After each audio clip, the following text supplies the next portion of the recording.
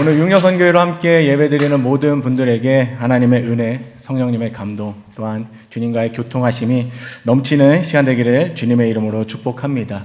오늘 말씀을 보셔서 알겠지만 오늘은 데라라는 인물로 함께 말씀을 나누려고 합니다. 아브라함의 아버지이죠. 그런데 성경에는 그렇게 많은 내용이 나오는 인물은 아닙니다. 그렇기 때문에 말씀을 배운다는 마음으로 함께 은혜를 나누기 원합니다. 데라에게는 3명의 아들이 있었습니다. 첫 번째 아브라함이고요. 그 다음에 하란이고요. 나홀입니다. 순서상으로는 하란이 첫째 아들이고요. 아브라함이 둘째 아들이고 막내가 나홀입니다. 그러나 성경에서는 하나님의 선택을 받은 아브라함이 먼저 순서로 나옵니다. 이 3명의 아들 중에 하나인 첫째 하란은 갈대아 우르에서 아버지인 데라보다 먼저 생을 마감합니다. 아버지보다 먼저 죽습니다. 그리고 남은 2명의 아들들이 아내를 맞이하는데 아브라함은 우리가 알듯이 사레를 맞이하고요. 그 다음에 나홀은 하란의 딸인 밀가를 맞이합니다. 이러한 상황 가운데에서 데라가 아브라함, 사레 그리고 하란의 아들인 롯을 데리고 갈대아 우르를 떠나 가나안으로 가는 장면이 바로 오늘의 본문 말씀인 창세기 11장 31절에서 32절 말씀입니다. 그래서 31절 말씀을 보게 되면은 갈대아 우르를 떠나서 가나안 땅으로 가는 주체는 누구냐면 데라입니다. 데라가 아브라함과 사레와 또한 롯을 데리고 갈대아 우르를 떠나 가나안 땅으로 들어가는 겁니다. 그런데 오늘 말씀을 준비하면서 제가 문득 어떠한 생각이 들었냐면은 데라는 왜 이 3명의 자손들을 데리고 갈대아 우르를 떠났는가 하는 겁니다. 왜냐하면은 이 데라는 하나님이 아닌 다른 우상들을 섬기던 사람입니다. 그것이 여호수아 24장 2절에 나옵니다. 데라가 강 저쪽에 거주하여 어떤 걸 섬겼냐면 다른 신들을 섬겼다라고 여호수아서에 기록되어 있습니다. 왜냐하면은 이 갈대아 우르는 유프라테스 강 그리고 티그리스 강 사이에 위치해서 비옥하고 풍요롭기 때문에 그 땅 가운데 우상이 있어서 그 우상을 섬겼던 사람이 바로 데라라는 사람이라는 겁니다. 또 한 가지가 있는데요. 데라가 살던 갈대아 우르는 산물이 풍부하기 때문에 교통의 중심지였고요. 상업의 중심지였습니다. 그래서 고대 세계의 주요 도시였습니다. 데라라는 사람은 하나님이 아닌 우상을 섬기던 사람이고요. 동시에 그가 살던 갈대아 우르는 굉장히 비옥한 땅이었습니다. 다른 말로 하면은 부촌이었다는 거죠. 좋은 곳이었습니다. 그렇기 때문에 어떻게 보면은 굳이 떠날 이유가 없는 사람, 굳이 떠날 일이 필요가 없는 사람이 바로 데라라는 사람입니다. 그런데 그 아브라함과 사레와 롯을 데리고 갈대아 우르를 떠났다라는 겁니다. 말씀을 준비하면서 주석을 보니 이러한 내용이 있습니다. 데라라는 뜻의 이름의 뜻이 뭐냐면은 이주하다라는 뜻이 있고 체류하다라는 뜻이 있습니다. 그렇기 때문에 그가 갈대아 우르를 떠나서 하란에 체류한 것일 수도 있다라는 거죠. 이름 때문에. 그런데 이름이 그렇기 때문에 부족 문화를 이루던 고대 근동에서 이주를 했다고 하기에는 너무나도 설득력이 떨어집니다. 너무나도 이유가 되지 않습니다. 데라가 갈대아 우르를 왜 떠났는지에 대해서는 여러 가지 추측이 있을 수 있지만 말씀을 통해서 그 답을 찾아보고자 합니다. 먼저 느헤미야 9장 7절입니다. 느헤미야 9장 7절 보면 빨간 글씨만 보면 이렇게 나옵니다. 아브라함을 택하시고 갈대아 우르에서 인도하여 내셨다라는 겁니다. 하나님이 아브라함을 선택하셨기 때문에 갈대아 우르에서 아버지인 데라를 통하여서 인도하여 내셨다라는 겁니다. 그렇다면 전적으로 하나님이 아브라함을 갈대아 우르에서 인도하여 내시기 위해서 데라를 통하여 데라로 하여금 마음을 단단히 먹게 하셔서 데라가 주체가 되어서 아브라함과 사레와 롯을 데리고 갈대아 우르에서 떠나간 것입니다. 이게 첫 번째 이유가 되겠습니다. 또 사도행전 7장 2절을 보게 되면은 이렇게 나옵니다. 아브라함이 하란에 있기 전 갈대아 우르를 이야기하는 겁니다. 그렇다는 것은 아브라함에게 하나님의 영광이 갈대아 우르에 있을 때 나타났다는 거죠. 쉽게 말해서는 아브라함이 하나님을 만났다라는 겁니다. 하나님을 만나고 아브라함에게 나타난 하나님께서 주신 말씀이 무엇이냐면은 내 고향과 친척을 떠나 내가 너에게 보일 땅으로 가라는 겁니다. 아브라함이 하나님을 만났다라는 거죠. 여러분 신앙생활 해보면 우리가 알지만 하나님을 만나면은 우리의 신앙생활은 이전과 같을 수가 없습니다. 하나님을 만난 자의 신앙은 결코 만나지 못한 자와 똑같을 수가 없습니다. 그것은 아브라함도 마찬가지였을 것입니다. 그렇기 때문에 영광의 하나님을 만난 아브라함이 아버지인 데라에게 이곳을 떠나 우리가 가나안 땅으로 가야 한다 라고 강권을 했을 거라는 거죠. 아버지 떠나야 합니다. 아버지 떠나야 합니다. 그리고 그 아브라함의 말을 들은 데라가 아브라함, 롯, 사레를 데리고 갈대아 우르를 떠나 갔다라는 거죠. 그렇기 때문에 사도행전 7장 3절의 말씀하고 창세기 12장 1절의 말씀을 보게 되면은 한 가지 다른 부분이 있는데 어떤 게 다르냐면은 아버지의 집을 떠나라는 말이 없습니다. 사도행전 7장 3절에는. 창세기 12장 1절에는 고향 친척 아버지의 집을 떠나이거든요. 근데 사도행전에서는 아버지의 집을 떠나라는 말이 없습니다. 즉 아브라함이 하란을 떠난 것은 아버지 데라가 죽은 이후라는 거죠. 그 여정이 사도행전 7장 4절을 보게 되면 이렇게 나옵니다. 빨간 글씨 보게 되면 아브라함이 갈대아 사람의 땅을 떠나 아버지와 함께 나선 것입니다. 하란에 거하다가 가나안 땅으로 가다가 아버지랑 같이 떠나가다가 하란에 머문 겁니다. 아버지와 같이. 다음에 그의 아버지가 죽음에 하나님이 그를 거기서 너희 지금 사는 이 땅으로 옮기셨느니라. 데라가 죽은 이후입니다. 데라가 죽은 이후에 중간에 머물던 하란을 떠나서 아브라함이 약속의 땅으로 들어갔다라는 겁니다. 결국 데라라는 사람이 갈대아 우르를 떠나서 가나안 땅으로 들어간 것은 두 가지가 다 맞다라고 생각합니다. 하나님께서 아브라함을 선택하셨어요. 그리고 이 아브라함을 옮기셔야 되기 때문에 데라라는 사람을 통하여 옮기신 것, 그것 또한 맞는 말입니다. 또 한 가지, 영광의 하나님을 만난 아브라함이 아버지를 강권한 거죠. 아버지 떠나야 합니다. 그렇기 때문에 갈대아 우르를 떠나게 한 것입니다. 그런데 오늘 말씀을 보게 되면은 문제는 무엇인가 하면은 데라는 갈대아 우르를 떠나 가나안으로 가던 도중에 어디에 머무냐면 하란이라는 곳에 머뭅니다. 하란에 머뭅니다. 그리고 아브라함은 아버지가 죽은 후에 가나안 땅으로 떠나게 됩니다. 그래서 오늘 본문에도 나옵니다. 31절 가나안 땅으로 가고자 하더니 데라가 주체가 돼서 마음을 먹고 가나안 땅으로 가기로 결심하고 움직인 겁니다. 그런데 뒤에 나오는 게 하란에 이르러 거기 거류하매 거기 중간에 멈춥니다. 잠깐 거한 것이 아니라 하란에서 살다가 죽음을 맞이했다라는 거죠. 저는 오늘 말씀을 여기까지 보면서 아버지 데라 또한 아들 아브라함입니다. 아버지와 아들임에도 차이점이 있음을 보게 되었다라는 거죠. 중간에 멈추었는가? 데라와 같이. 아니면 아브라함 같이 끝까지 나아갔냐는 거죠. 중간에 머물렀느냐? 아니면 약속의 땅까지 나아갔느냐 하는 겁니다. 데라는 가나안 땅에 가보지도 못하고 하란에 머물다가 죽게 됩니다. 그러나 아브라함은 하나님의 말씀을 따라 꾸준하게 끝까지 나아가 약속의 땅에 입성하게 되었다라는 거죠. 그렇다면은 궁금증은 여기입니다. 이 차이가 어디서 발생했냐는 거예요. 데라는 나아가지 못했지만 아브라함은 어떻게 나아갔냐는 겁니다.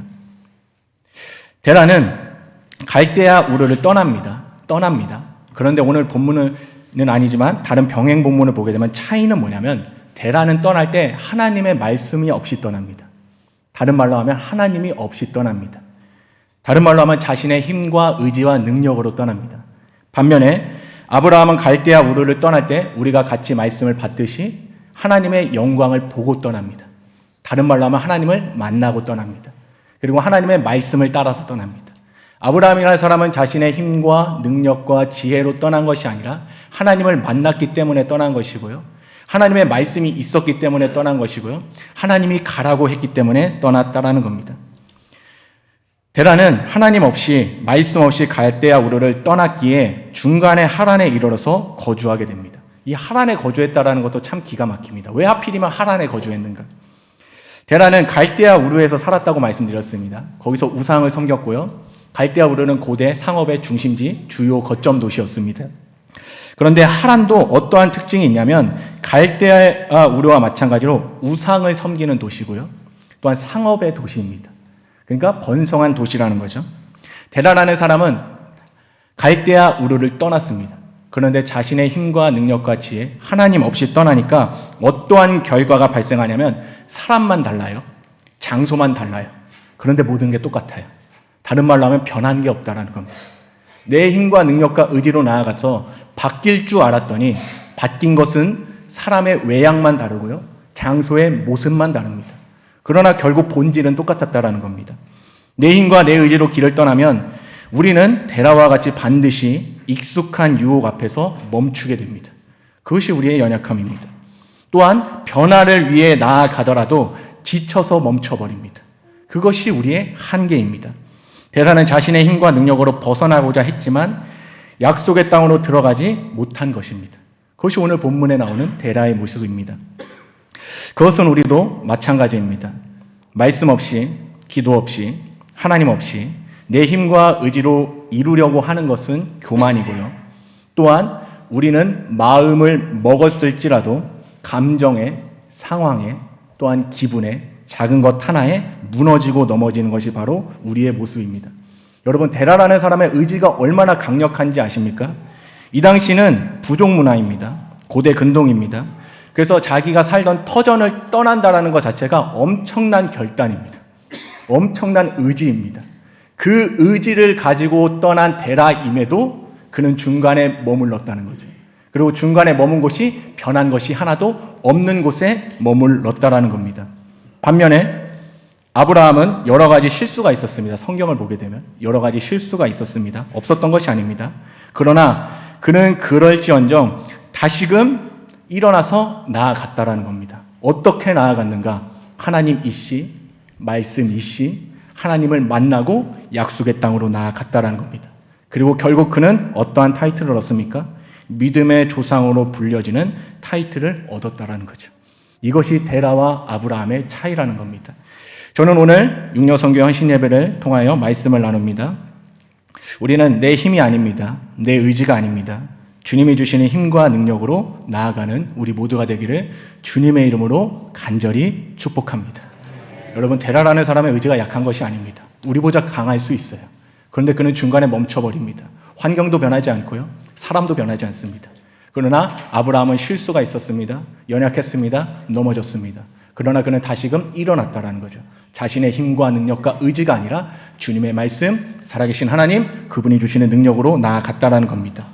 우리가 내 힘이 아니라 주님이 주시는 힘과 능력으로 나아가야 하는 이유가 출애굽기에도 잘 나와 있습니다. 출애굽기 24장 3절을 보게 되면은 모세는 모든 백성 앞에서 무엇을 낭독하냐면 율법을 낭독합니다. 하나님의 율례를 낭독합니다. 전합니다. 그리고 모세의 말을 들은 백성들은 어떻게 반응을 하냐면 하나님께서 말씀하신 모든 것을 준행하겠다고 대답합니다. 우리가 다 지키겠다는 거예요. 우리 다 지킬 겁니다. 이러한 백성들의 대답을 들은 모세는 잘했다라고 이야기하지 않고 그 다음에 어떠한 행동을 하냐면 오히려 이렇게 행동을 합니다. 출애굽기 24장 4절을 보게 되면 산 아래에 제단을 쌓습니다. 그 백성의 말을 듣고 너희들 참 잘한다, 축복한다가 아니라 산 아래에 제단을 쌓습니다. 또한 이어서 소로 번제와 화목제를 드리게 하고 피를 뿌립니다. 제사를 드립니다. 이후에 모세는 다시 율법을 백성들에게 낭독합니다. 그 행동을 하고, 그리고 백성들의 반응은 모세가 처음에 율법을 낭독해 준 것과 같이 똑같이 나타나는데 뭐라고 대답하냐면 여호와의 모든 말씀을 우리가 준행하겠습니다 라고 대답을 합니다. 백성들은 우리가 여호와의 말씀을 다 지킬 겁니다 라고 자신 있게 대답해요. 그러나 이들은 본인들이 자신 있게 말하는 것을 지키는 데 있어서 바로 실패합니다. 이후 출애굽기 32장을 보게 되면 우리가 잘 알듯이 금송아지 사건이 나옵니다. 모세가 시내산에 올라가서 하나님의 말씀을 받는 동안에 우리를 인도하던 모세는 어디 갔냐라고 말하면서 아론에게 우리를 인도할 신을 만들어달라. 그래서 금송아지를 만들고 섬기는 심각한 죄를 범하게 됩니다. 앞서 나눈 것과 같이 모세는 백성들이 여호와의 말씀을 모두 준행한다는 그 대답을 듣고 기뻐하지 않습니다. 잘했다라고 얘기하지 않습니다. 칭찬하지 않습니다. 오히려 어떻게 하냐면 제단을 쌓고 번제와 화목제를 드립니다. 이것을 통해서 우리가 알 수 있는 진리는 무엇이냐면 너희는 너희의 힘으로 모든 말씀을 지킬 수 없다라는 것이고요. 그리고 구원은 오직 어디로부터 오느냐? 보혈로만 온다라는 것을 모세는 명확하게 알려주는 겁니다. 너희들 자신만만하게 대답했지. 다 할 수 있다라고 대답했지. 그런데 너희 힘으로 할 수 없어. 너의 능력으로 할 수 없어. 그럼에도 백성들의 영적인 눈은 어두워져서 자신들의 힘과 능력으로 모든 말씀을 지킬 수 있다고 자신 있게 대답하는 겁니다. 영적인 눈이 어두워서. 그러나 자신들의 힘과 능력을 의지한 그들은 철저하게 실패를 했다라는 겁니다. 그래서 우리는 명확하게 알아야 돼요. 내 의지, 내 힘, 내 자신으로 하나님을 따라갈 수 있는 것은 결코 아니다라는 겁니다. 우리는 결국 누구를 바라봐야 하는가? 말씀을 붙잡아야 하는 것이고요. 예수 그리스도를 바라봐야 하는 것이고요. 기도로 그 주님의 발을 붙잡아야 한다라는 겁니다. 그렇기 때문에 우리가 알아야 하는 것은 여러분 하나님의 말씀과 뜻을 따라 나아가다가 지칠 수 있습니다. 넘어질 수 있어요. 심지어 죄를 범할 수도 있고 실수할 수도 있습니다. 그것이 우리가 가지는 연약함이고 한계성입니다. 그것이 없는 것이 아닙니다. 그렇기 때문에 열왕기상 19장을 보게 되면 그 대단한 엘리야도 이세벨이 자신을 죽이려는 것을 보고 자신의 생명을 보고 형편을 보고 생명을 위하여서 도망을 갑니다. 그 엘리야조차도. 그러나 하나님께서 찾아와서 먹이시죠. 그리고 하나님이 힘과 능력을 주십니다. 엘리야는 다시금 나아갑니다. 복음서를 쓸 당시에 예수님의 12제자들은 예수님을 직접 보았을 뿐만 아니라 이미 지도자들이고 영적인 리더들입니다. 그럼에도 복음서를 보게 되면 제자들의 연약한 부분들이 많이 나옵니다. 복음서에 나타나는 그 제자들이 꾸준하지 못하고 연약한 모습이지만 그러나 그들이 성령을 받게 되었을 때는 온전히 주님의 일을 감당하는 사람들로 세워졌다는 겁니다. 그렇기 때문에 우리에게 있어서 중요한 것은 넘어지지 않는 것이 아닙니다. 실수하지 않는 것이 아니고 지치지 않는 것이 아닙니다. 넘어졌을지라도 실수했을지라도 지쳤을지라도 심지어는 죄를 범했을지라도 다시 주님을 붙잡고 하나님이 주시는 힘과 능력, 그 은혜로 나아가야 한다는 겁니다. 여러분 지치셨습니까? 힘드세요? 제 가운데 넘어져 계십니까? 답은 정해져 있습니다. 예수 그리스도. 우린 그분밖에 없어요. 여러분 힘들수록 주님을 바라봐야 하고요. 힘들수록 그 주님의 발 붙잡고 가야 하고요. 피곤할수록 우리가 예수님 생각해야 됩니다. 제가 참 좋아하는 말씀이 요나서 2장 7절 말씀인데 요나가 이렇게 기도를 해요. 내 영혼이 내 속에서 피곤할 때에 여호와를 생각했대요. 그랬더니 나의 기도가 주의 성전에 이르렀다라고 얘기를 합니다. 여러분 피곤할 때 인간이기 때문에 자야 돼요. 당연히 자야 됩니다. 그러나 바라기는 먼저 예수님을 생각하십시오. 그러면 그것이 기도라고 말씀을 하십니다. 그러면 그 은혜를 우리 가운데 부어주실 줄로 믿습니다. 잠언 24장 16절 말씀입니다. 대저 의인은 7번 넘어질지라도 다시 일어나려니와. 의인은 넘어지지 않는 자가 아니다. 실수하지 않는 자가 아니다. 한 번만 넘어지는 자도 아니고 7번을 몇 번을 넘어질지라도 다시 일어나는 자이다. 그렇기 때문에 오늘 말씀 제목입니다. 넘어질지언정 멈추지 않는. 여러분 넘어지셨을지라도 멈추지 마십시오. 주님을 향하여 나아가십시오. 상황과 마음, 감정에 넘어져 있다면 예수님을 바라보고 다시 일어나십시오. 지쳤을지라도 다시금 예수님을 바라보고 새 힘을 얻으십시오. 죄를 지었을지라도 보혈을 의지하여 다시금 일어나 나아가십시오. 그리하여 아브라함과 같이 멈추지 말고 나아가시기를 주님의 이름으로 축복합니다. 우리는 실수를 싫어해요. 실패를 싫어합니다. 안 되는 것을 싫어합니다. 그것에 매여서 어쩔 줄 몰라 합니다. 그러나 인정하십시오. 그 실수와 실패와 안 되는 것 때문에 우리는 연약함을 알게 되고 회개하게 되며 하나님을 더 붙잡게 되는 것입니다. 다윗도 자신의 부하의 아내를 범하는 죄를 지었습니다. 베드로도 예수님을 모른다고 3번이나 부인을 합니다. 예수님의 제자 도마도 예수님을 보지 않고는 믿지 못하는 연약함이 있었습니다. 바울도 자신의 연약함을 자랑하는데 다메섹에서 아레다 왕의 고관이 자신을 잡으려 할 때 광주리를 타고 도망한 것을 자랑합니다. 연약함이 있었다는 겁니다.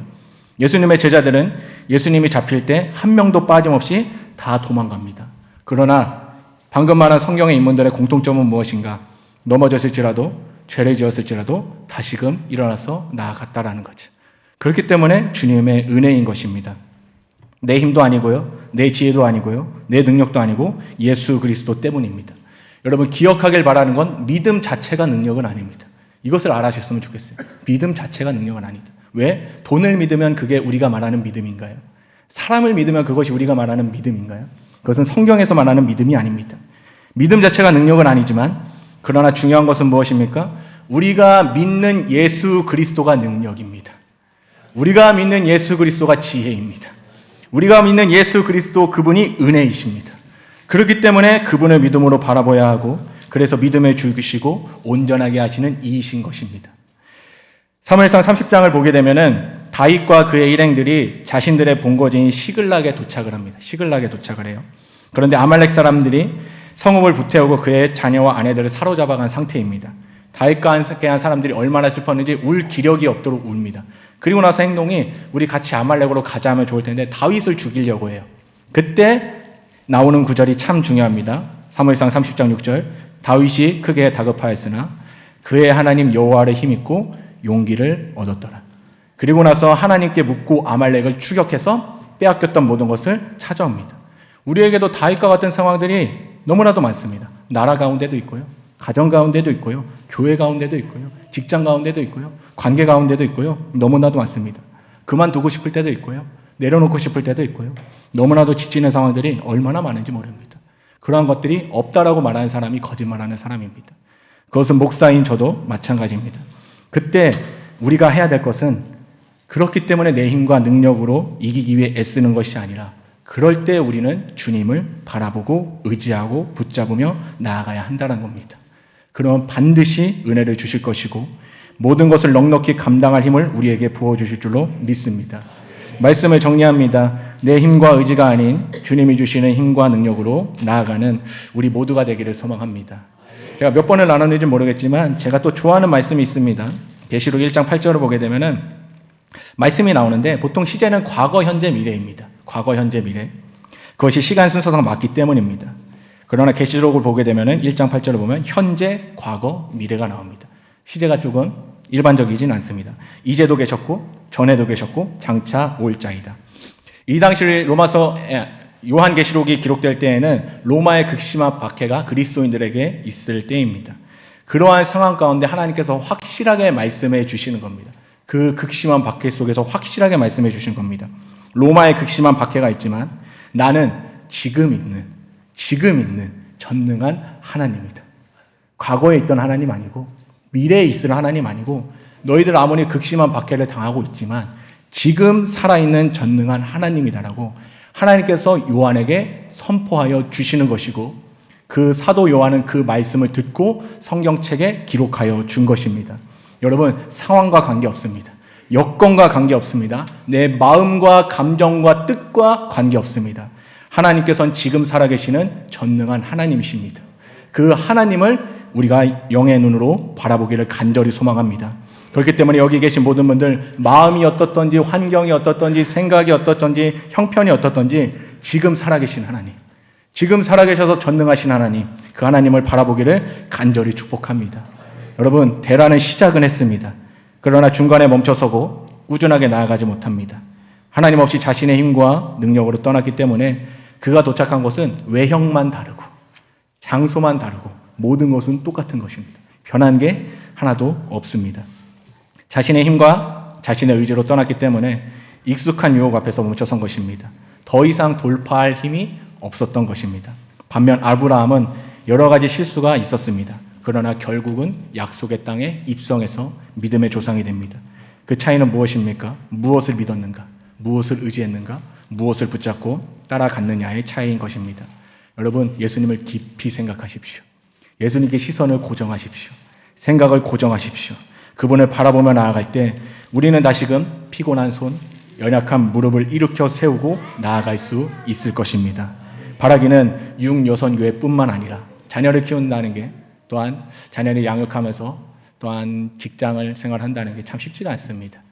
그러나 육여선교회뿐만 아니라 여기 계신 모든 분들 하나님 나라에 가는 그날까지 주님의 말씀과 뜻을 따라 꾸준하게 나아가시기를 소망합니다.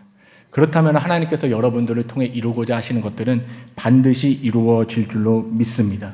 그래야 하나님께서 여러분을 통하여 이루고자 하시는 모든 뜻이 성취되는 거룩한 인생 되기를 주님의 이름으로 간절히 축원합니다. 이 시간 기도하겠습니다. 살아계신 하나님 아버지, 이 시간 말씀